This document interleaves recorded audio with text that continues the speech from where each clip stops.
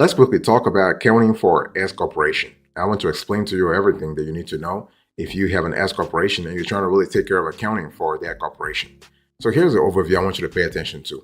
The thing is, first of all, when you have an S corporation, you got to have a robust accounting process in place because the IRS is pretty demanding. They're going to start looking into your processes, your tax filing, and other stuff. And you really want to make sure that you comply with all regulatory all regulations.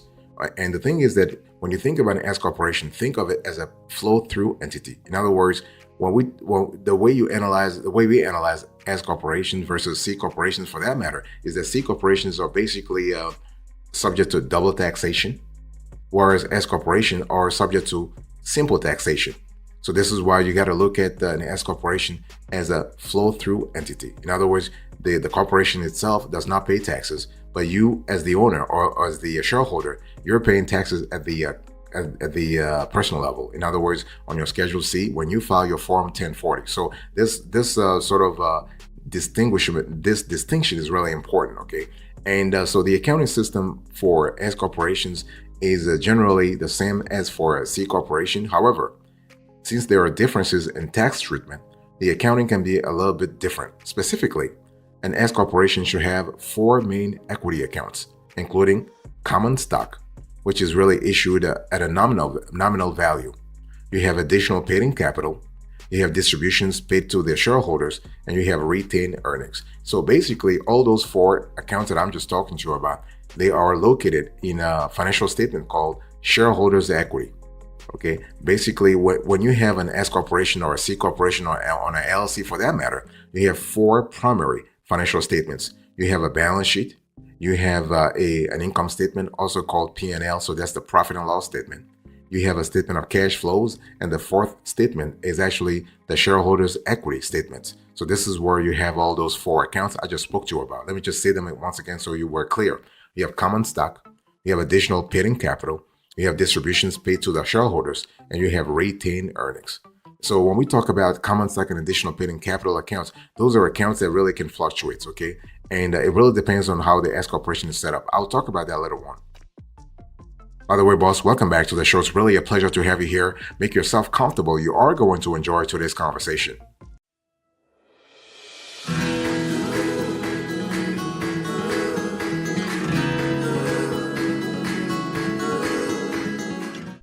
So when we talk about common stock and additional paid-in capital accounts, so common stock along with the additional paid-in capital represent the total amount of capital that was invested into the business by each shareholder. So while both accounts represent the same item, they are unique from one another due to the fact that each shareholder should have his or her own accounts for stock and another for the additional paid-in capital. And notably, while the C corporation will have 2 separate stock accounts, one for common stock and another for preferred stock, the S corporation can only have 1 class of stock. Therefore, 1 common stock account will actually suffice. Okay, and the thing here is that when we talk about distributions paid to the shareholders account, technically speaking, an S corporation doesn't pay dividends since the profits and losses of the corporation are passed on to the owners. Therefore, instead of referring to this account as distributions, S corporations refer to it as distributions of earnings and profits. And what about the retained earnings account? Remember, I was telling you there are 4 accounts that you'll find in the shareholders' equity statement, right? Common stock, additional paid-in capital, distributions paid to the shareholders account, and the 4th element, which is actually the retained earnings account. Now, unlike the C corporation's retained earnings account, the S corporation account here is pre-tax money that has been allocated to the owners but not distributed.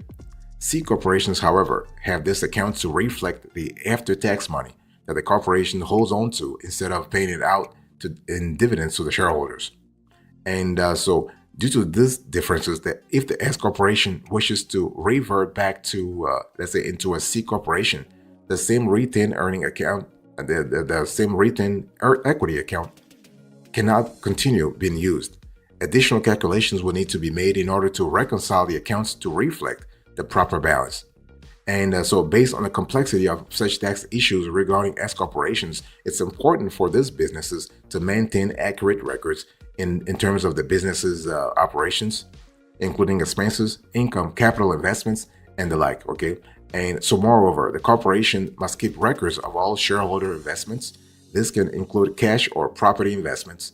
And since all money is actually passed through to the owners and shareholders to the extent of what they have invested in terms of, let's say, capital, the accounting method must be up to date to prevent any issues down the line, especially when it comes to tax issues. Like you don't want the IRS to start really looking into the books and really start asking questions. Boss, I want to quickly remind you of today's topic. We are having a conversation about accounting for S corporation.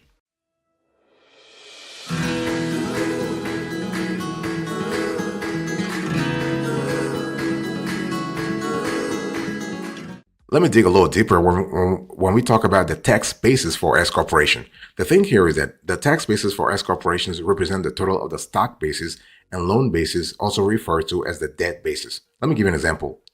Let's say you invest 20 or 25,000 in $25,000 in the corporation receiving stock, and also loan the company 5,000. So your tax basis is 25 grand, right? We have 20 grand, which is an equity investment. And in this hypothetical example of $5,000 loan to the company, you have 20,000 plus 5,000. That's 25,000. So the tax basis is often increased by certain pass-through items. In other words, net income, and then decreased by other pass-through items. For example, losses and deductions. So when calculating your tax basis, you must calculate your overall tax basis by using the stock basis first. So the number must be 0 or greater, and then calculating in actually your loan basis, must also be 0 or greater. So if I give you the earlier example of 25 grand, let's assume that for the $20,000 you invested, you received 100 shares of stock. Now assume that you have John Doe also invested 20 grand, receiving 100 shares of stock. While your tax basis is 25 grand, the investment plus the loan you actually granted to the corporation. John Doe's tax basis is 20,000. At year end, the corporation has $50,000 of net income. You and John Doe are each given 25 grand since you both have 100 shares of stock, right? Now, therefore, both of you must report this money as net income. Now, both you and John have increased your stock basis to 45,000.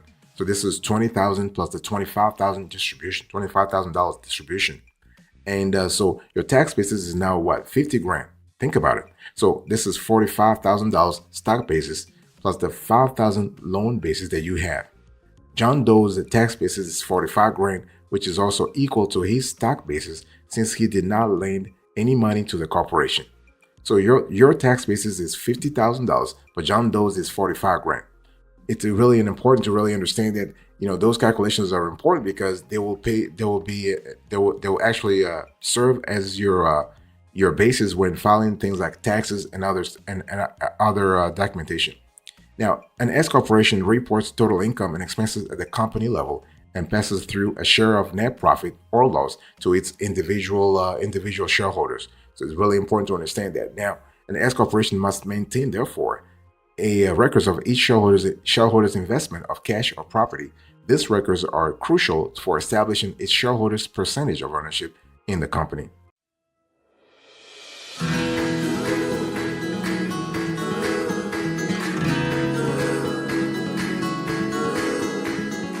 Let me really get into the details here. I really want to explain to you. Let's talk about accounting for income and expenses. Now, S corporation accounting is generally the same as C corporation in terms of income and expenses because those are reported at the corporate level, right? We're talking here about basically having the P&L, the profit and loss statement, also called income statement. So S corporations can choose an accounting method that's best suited to reporting the income and expenses of a particular company. They're not required to use the accrual method of accounting. So remember, you have the cash method, you have the accrual method, and you can also have a hybrid method of accounting. One thing I need to say here is that basically when it comes to US GAAP, so this is a US generally accepted accounting principles. So accounting principles, they're accepted in this country. You want to go with the accrual method, okay? Especially when it comes to actually file paperwork to actually file for loans and all that kind of stuff. You want to have US GAAP. And so basically income and expenses retain their character when they're passed through to shareholders. For example, long-term capital gains are passed through as long-term capital gains. And it's important now. When we talk about accounting for, so this is for accounting for income and expenses. What about accounting for shareholder capital? I think I spoke about this earlier by saying that everything happens in S corporation capital accounts, right? So everything happens in S corporation capital accounts, and those are within a statement called shareholders equity. I also spoke about that later on. So income and expenses go to the P&L, so the profit and loss, and shareholder capital go to the shareholders equity financial statements. And so in there you have all kinds of cash inflows and cash outflows. So you have when you invest cash and property, you have a plus in the shareholders equity account. When you have equity, you have that, and there is something called adjusted basis that also increases or decreases the basis that the shareholder has when it comes to his or her equity account. But everything depends on the situation here. Boss, I want to quickly remind you of today's topic. We are having a conversation about accounting for S corporation, and I'm trying to really break it down for you to really simplify a somewhat complicated topic, if you will.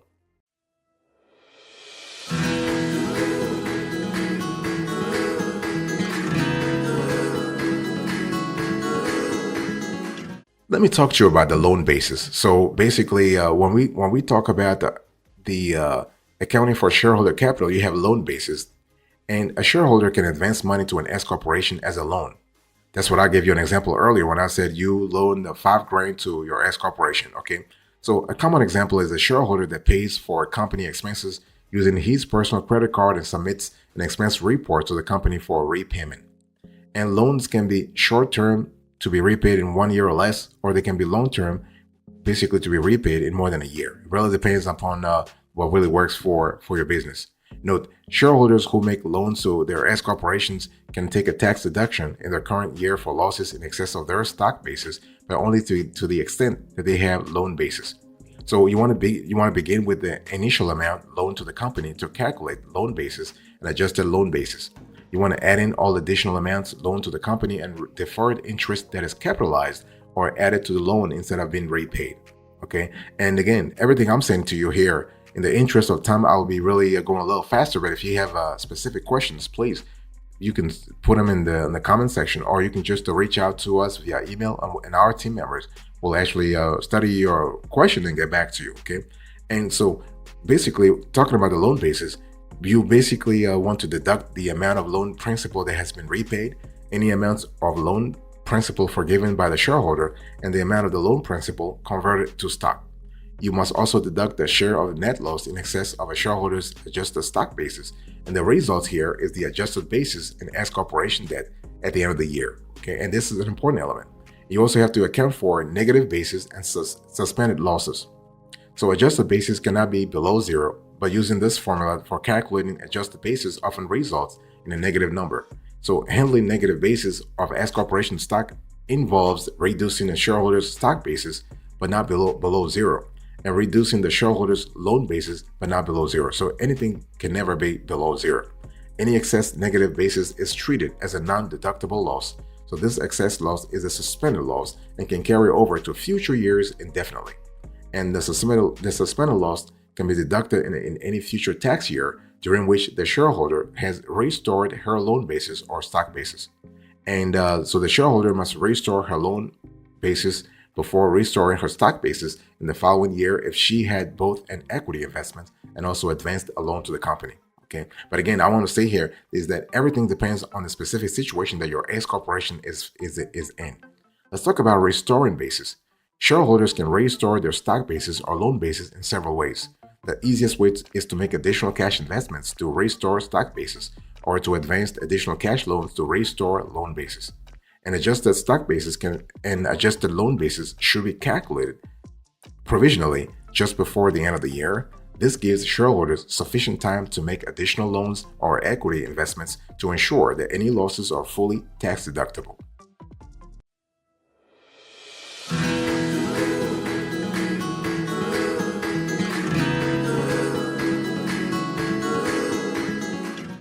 Let's talk about at-risk roles, okay? And each shareholder in an S corporation has an amount at risk. Very important, that makes sense. And that's the amount of money he or she stands to lose from his or her investments or loans to the company. A shareholder's amount at risk is calculated as the adjusted stock basis plus the adjusted loan basis. And what happens here is that any loss in excess of the amount at risk is called a suspended loss. That's what I spoke to you about earlier. Okay, it's very important for an S corporation and its shareholders to track adjusted stock basis and adjusted loan basis accurately, because each shareholder's stock basis and loan basis will be adjusted to his or her pro rata share of losses, even if those losses are suspended because of the at-risk rules. And this has some implications when filing personal tax returns, because the whatever pro rata share of losses, you're going to have to actually transfer those to the Schedule K1 of that specific shareholder. And that shareholder will have to file when that shareholder actually files his or her 1040, Form 1040 and Schedule C, we have to include that information. What about passive activity losses? And this is an important element to really pay attention to. And this is distinct from at-risk rules, okay? S corporation shareholders are also subject to the passive activity rules. And those are rules that govern to what extent an S corporation loss is currently deductible by a shareholder. And S corporation losses are deductible only to the extent that the shareholder has passive activity income. And so if the shareholder does not actively participate in the business. In other words, you need to have basically a shareholder who's a little quote unquote detached from the business, so that you can actually file or you can actually account for those passive activity losses. And one thing I want to say here is that passive activity income includes passive income from S corporation, let's say partnerships, trust, interest, dividends, and other investment income. The whole idea here is that you're not really working on that particular activity on a full-time basis, but that activity is generating income for you. Okay, and so if you can have income, you can have losses, really depending upon the level of involvement that you have, and whether you have income or whether you have losses, you need to track that information, because again, you do not want to be audited by the IRS. They start asking you questions and you don't have the right answers for them.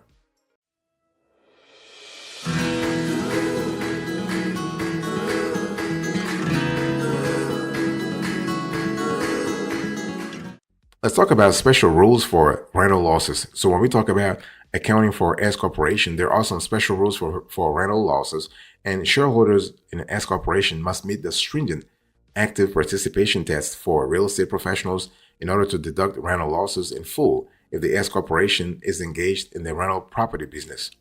And S corporation rental losses are actually deductible only to the extent that the shareholder has passive activity income, if a shareholder cannot meet the active participation test for real estate professionals. And so the thing here is that things become a little tricky if you have multiple properties. It also depends on the city you're in, so the city and state you're in. And the bottom line here is that you need to actually make sure that you are compliant with the rules, the local rules, and especially if you have multiple LLCs and you have some LLCs are, let's say, some LLCs are filing as an S corporation. In other words, they're filing taxes as an S corporation, but they are LLCs. Because remember, when you have an LLC, you can file as an S corporation for tax purposes, or you can file as a C corporation for tax purposes. So if you elect S corporation taxation, then you still need to actually pay attention to the accounting part of things. Okay, and the thing here is that now S corporation, now I have to specify that S corporation do not have to use accrual accounting. They don't have to, unless they have inventory. Okay, in that case, the S corporation must use the accrual method. However, the IRS does allow an exception to this rule for small businesses with inventory. So again, as I said earlier, the best strategy, the best criterion is to have an accrual method, because this is the US GAAP. This is the method that really complies with US GAAP. But you can also use the cash accounting, or you can use something like a hybrid between cash and accrual. And so the thing here is that if your S corporation has more than $250,000 in net receipts and assets in any given tax year, then you must include a balance sheet when you file your S corporation return, and this is actually called Schedule L. But even if your firm falls below the $250,000 threshold, it's still a good idea to maintain a balance sheet throughout the year and include it with your filing.